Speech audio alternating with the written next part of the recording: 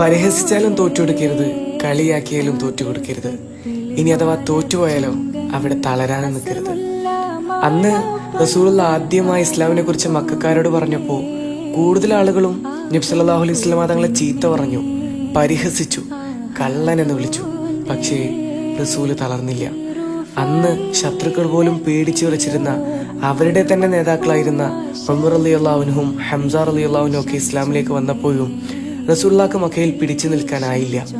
പക്ഷേ റസൂൽ തോറ്റുകൊടുത്തില്ല, മുന്നോട്ട് പോയി. ശത്രുക്കളുടെ കൊടിയ പീഡനം സഹിക്കാതെ മക്ക വിട്ട് മദീനയിലേക്ക് പോയി. അവിടുന്ന് ഇസ്ലാം പടർന്ന് പന്തലിച്ചു. വർഷങ്ങൾക്ക് ശേഷം റസൂലും സ്വഹാബത്തും മക്ക കീഴടക്കുന്ന ഒരു രംഗമുണ്ട്. തോൽവിയിലും പതറാതെ നിന്ന റസൂൽ മാതൃകയാണ്.